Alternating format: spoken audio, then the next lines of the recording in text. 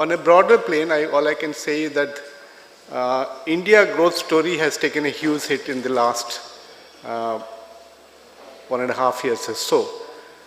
It's amazing how an economy whose natural rate of growth, people had started talking about 8%, 9% as the natural rate of growth for a large-sized economy like India, as a breakout economy, as many people called it. Certainly, in the last 1.5 years, people have started betting on whether the growth rate would be 5% or less than that. And fears about, slipping back to a new normal, a new Hindu rate of growth of 4 and 5% is something that people have started talking about. It is in this very context that investment really comes to the center stage. In an economy, if you want higher rate of growth, it is axiomatic that investment has to be promoted. The reason why India has slipped back to much lower growth trajectory in the last couple of years or so is because we have, for various reasons, and reasons are still open to debate. Many people call it policy paralysis. Some people attribute largely to the external factors, but the truth is somewhere in between. It's a combination of what's happening around the globe, and to a substantial extent, we can't, people like me, we cannot absolve ourselves from the kind of things that has been happening in the country recently.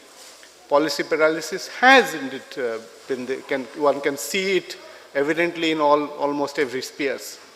So in whatever manner we can sort of break through that logjam and promote investment, not just in the core sector, but in any other sector, that would be very good for the economy, and perhaps that's something one could call a national duty today.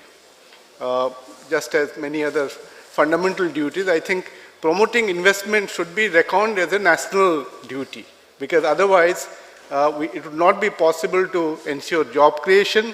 It would not be possible to sort of provide sort of increased incomes to the people who really need it. People in the higher income brackets, if growth rates plummets to about 5%, they can still manage. But for the lower strata, and you can see right outside that hotel, what kind of an active labor market is there. It is those people to whom we must target growth, not just for the high-end spectrum of the job market, but the lowest rung of the society also need very, very active investment promotion so that we can achieve what people have started calling shared prosperity. Inclusive growth is something you would have heard of, but I think today we should look at shared prosperity. There has to be prosperity, that prosperity must be shared. And that is in that context that I think you have chosen some very good themes for this event. I'm particularly happy that you have focused one exclusive session on agriculture. Both agriculture and food processing has enormous possibilities, and almost people talk about it, but we haven't seen very much on this front, because this is one sector where there is maximum backward linkages. Backward linkages mean if you do something, then people in the lower rung of the value chain, they would benefit to a large extent. So that's where I think we should legitimately focus on. If we do something for food processing, if we do something for agri business, then it is the farmers and the agricultural laborers who work on the farm day in and day out, they would get a share of that prosperity, and that's truly a shared prosperity that I am talking about. Certainly you would have opportunity to see some of the articulation that we have made recently in terms of promoting investment in agriculture sector, in the food processing sector. These two areas we have had recent policies. It is for you to assess whether this policy is good, bad, indifferent, needs to be fine-tuned. We should look at that. But most importantly, any policy can be as good as how we make it work. I think I have always emphasized on more on execution of a policy than on policy per se. Policy per se, we can draft the excellent policies, but the intent to drive it and execute it very, very aggressively is extremely important. So please have a make a very critical appraisal of what has been happening in terms of the agricultural policy and the food processing policy, and anything that you would like to tell us, this is where you should do different things differently. I think we would be very keen to get your response. On the IT policy, ICT, you have this thing, my lips are a little bit sealed in view of the ongoing elections.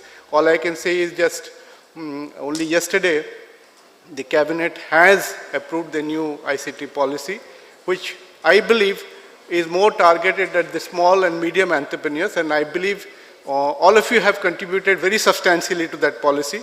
I look forward to enunciating that policy in the new year, soon after the model code is over, and I am quite sure that we would have a more dynamic ICT growth hereafter in this thing. Again, there could be, I'm not saying this is the best we could do, but let the good not be the enemy of the best. With this thing, I would once again compliment all of you for carrying this dialogue forward year after year. Let it not stop here. We should have occasional, more informal consultation also, so that we can, what I said, make prosperity more shared and more inclusive. Thank you very much.